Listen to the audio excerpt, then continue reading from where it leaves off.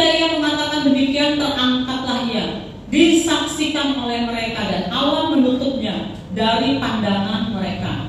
Ketika mereka sedang menatap ke langit, waktu ia naik itu, tiba-tiba berdirilah dua orang yang berpakaian putih dekat mereka, dan berkata kepada mereka, "Hai orang-orang Galilea, mengapakah kamu berdiri melihat ke langit? Yesus ini yang terangkat ke sorga meninggalkan kamu, akan datang kembali dengan cara yang sama seperti kamu melihat dia naik ke sorga." Amin. Kita katakan ada kedatangan Tuhan yang pertama dan ada kedatangan Tuhan yang kedua. Kedatangan Tuhan Yesus yang pertama tentu saja pada saat dia lahir sebagai bayi di Bethlehem, lalu tumbuh menjadi besar bersama dengan manusia dan mengajarkan, melakukan banyak hal, lalu dia mati di atas kayu salib, lalu dia dikuburkan, lalu dia bangkit, lalu dia naik ke surga. Itu adalah kedatangan Tuhan Yesus yang pertama. Dan ayat yang kita baca terakhir, ya, Yesus ini yang terangkat ke surga meninggalkan kamu, akan datang kembali, akan datang kembali. Jadi yang kedua adalah kedatangannya yang kedua, datang kembali bukan sebagai bayi tetapi sebagai Yesus yang penuh dengan kemuliaan. Kedatangan yang pertama sudah terjadi tentunya, dan kita semuanya percaya, amin. Kita percaya kelahiran Yesus, pengajaran Yesus, dan kita percaya kematian dan kebangkitan Yesus, amin.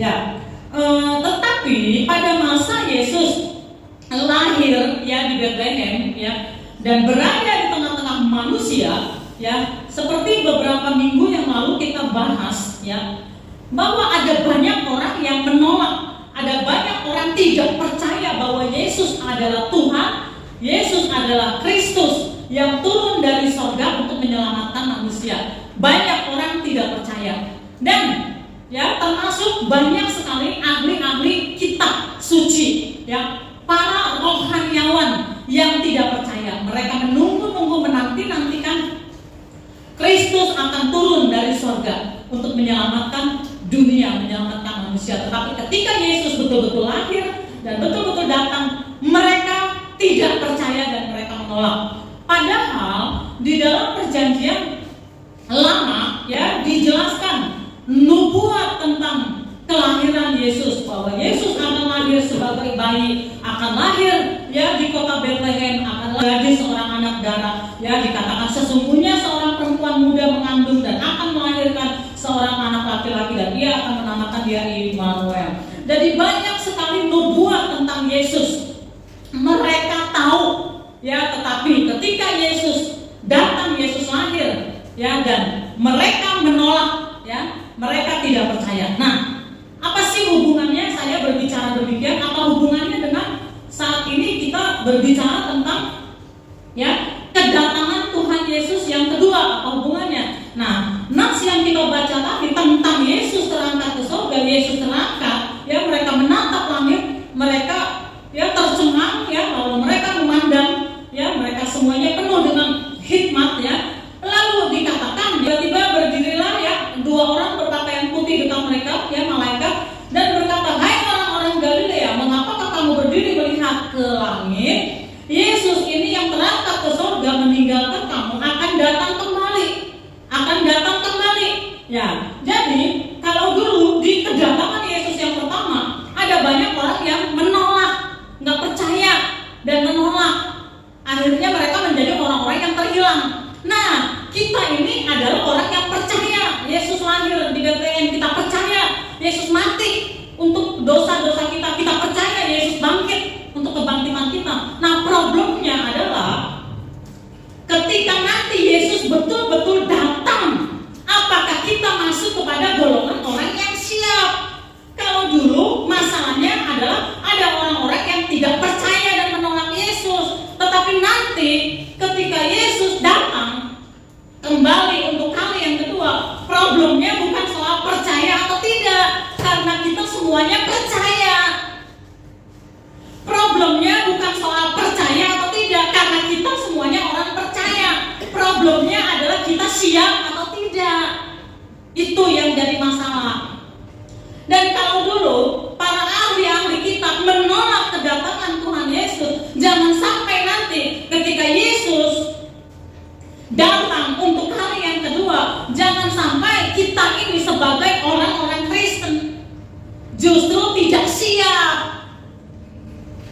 Dan kalau kita tidak siap, artinya ya kita akan tertinggal. Ya, nah Bapak Ibu, jadi yang saya mau sampaikan di sini adalah ya bahwa kita memperingati kenaikan Tuhan Yesus dengan cara kita mawas diri, dengan cara kita lakukan evaluasi diri, dengan cara kita melihat apakah kita memang sungguh dalam keadaan siap. Kita memang tidak tahu kapan Yesus akan datang, karena datangnya seperti pencuri yang tiba-tiba ya. Jadi ada dua kemungkinan yang pasti akan terjadi di dalam kita. Jadi dua kemungkinan adalah kalau terjadi A, kalau tidak terjadi A terjadi B, kalau tidak terjadi B terjadi A. Nah, salah satu ini akan terjadi di dalam kita.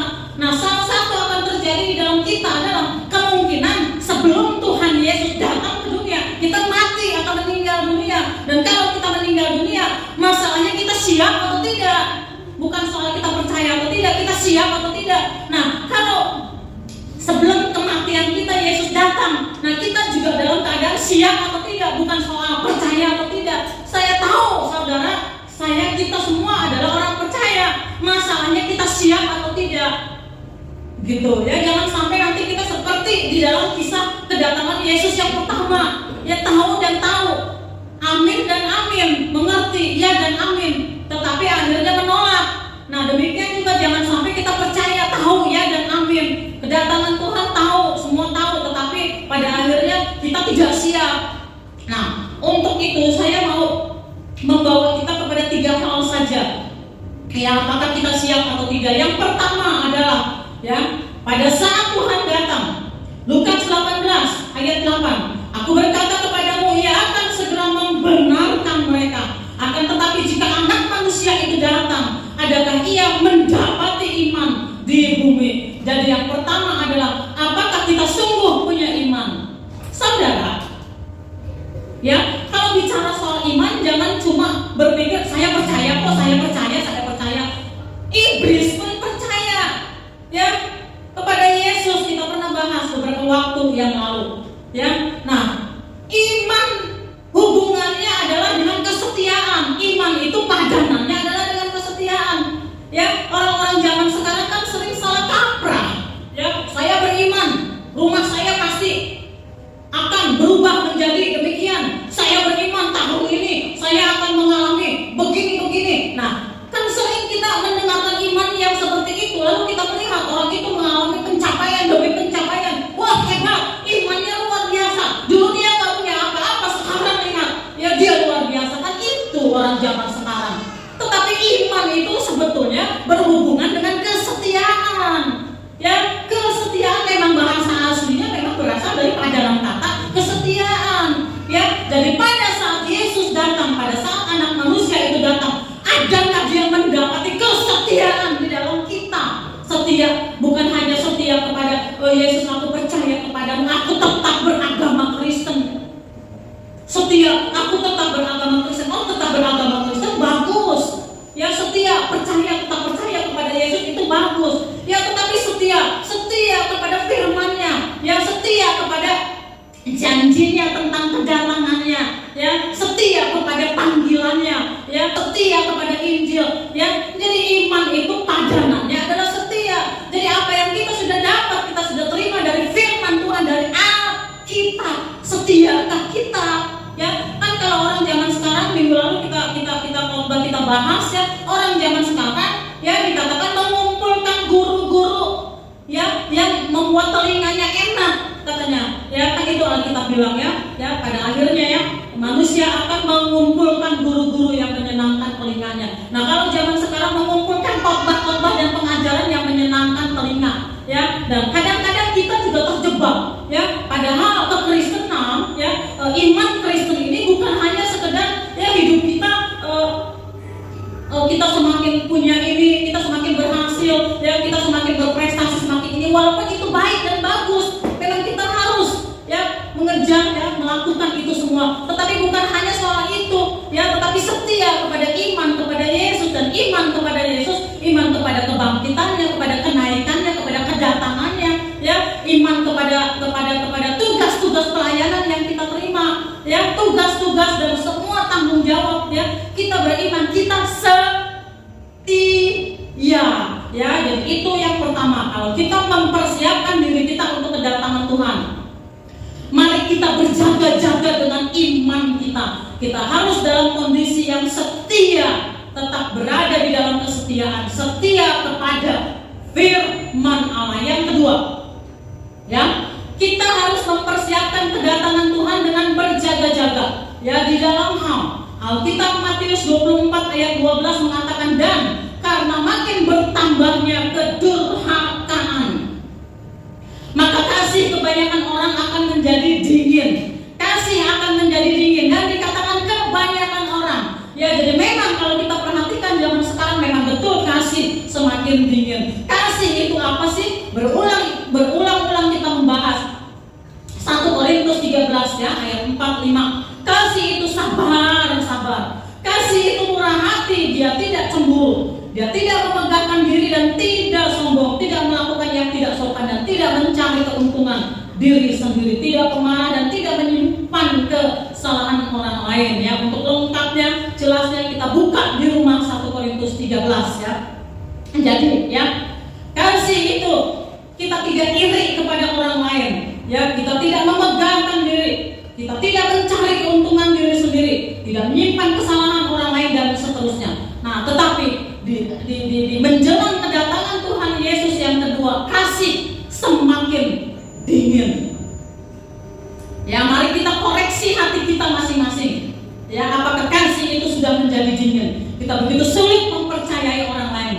Ya, kita menjadi orang-orang yang apatis. Ya, mari kita memperhatikan diri kita. Ya, apakah kita sudah semakin egois? Ya, apakah kita hanya berpusat ya kepada kepentingan diri sendiri? Ya, jadi yang kedua adalah mari kita perhatikan apakah kasih itu tetap ada di dalam kita.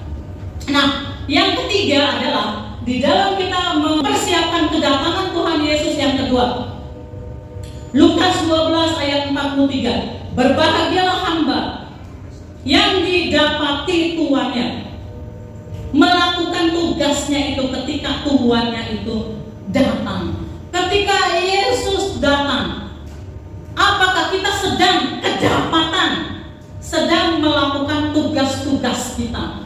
Ya, tugas-tugas kita tentu saja dalam kehidupan kita setiap hari ada tugas-tugas yang baik yang memang perlu kita lakukan.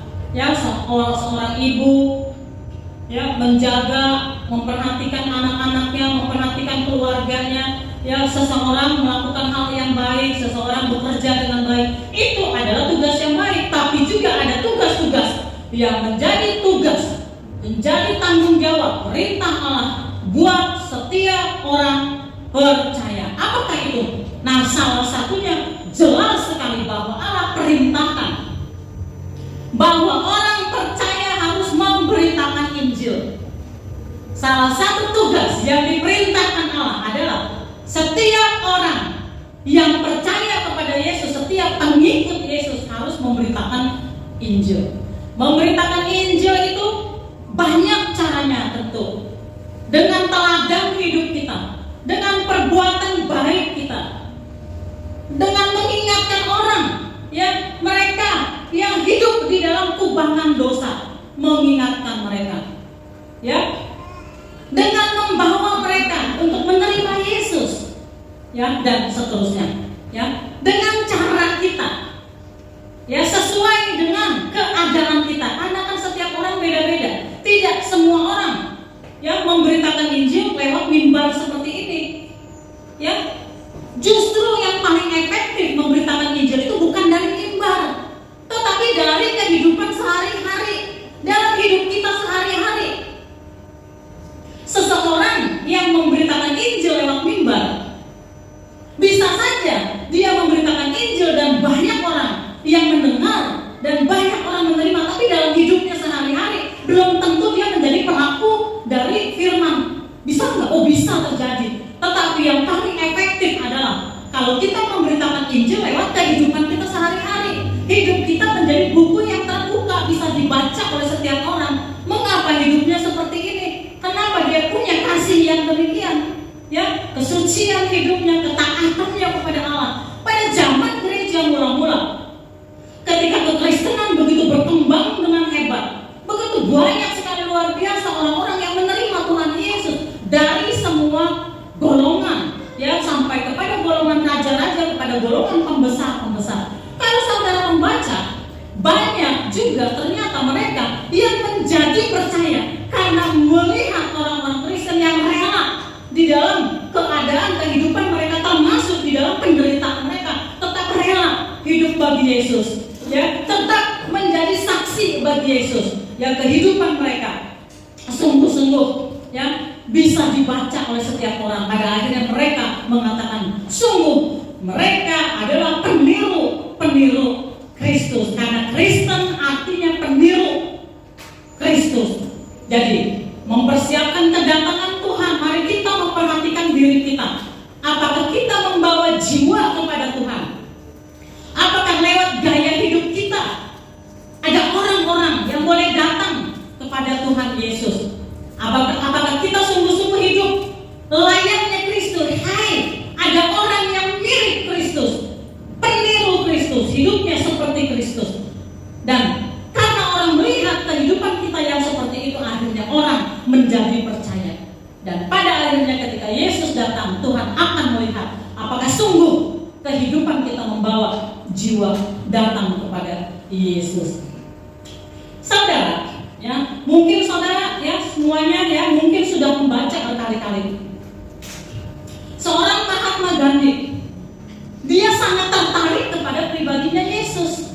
Dia sangat tertarik, dia percaya kepada Injil yang dia baca. Satu ketika, ya, dia mencoba masuk, datang ke sebuah gereja. Ya, kita tahu, ya, bagaimana layaknya, ya, orang-orang yang demikian, ya, orang-orang seperti Mahatma Gandhi, ya, orang Hindu, ya, berpakaian sangat sederhana, ya, kehidupannya sangat sederhana, walaupun dia orang penting, ya. Tetapi, ya, dengan kesederhanaannya, ya, dengan penampilannya, greeters, orang-orang di gereja, yang pada umumnya berpakaian rapi, ya, dan sebagian berpakaian mewah mungkin, ya, memakai jas yang hebat, ya, melihat orang dengan penampilan demikian, maka, ya, Mahatma Gandhi tidak diperlakukan dengan selayaknya. Pada akhirnya Mahatma Gandhi berkata, Yesus aku mau, Yesus aku mau, Yesus aku kagum, tetapi tidak orang Kristen. Dan karena hal itu dia menolak untuk menjadi Kristen. Nah, mari kita perhatikan gaya hidup kita, ya, kedatangan Tuhan Yesus segera, ya, kenaikan Tuhan Yesus yang kita peringati hari ini sekaligus adalah memperingatkan kepada kita, apakah kita sungguh siap kalau memang nanti Yesus datang untuk yang kedua. Jangan sampai terjadi kita seperti orang-orang zaman dulu. Pada saat Yesus datang untuk yang pertama kali, banyak orang akhirnya tidak percaya. Mereka menjadi golongan orang yang ditolak, ya, karena mereka menolak.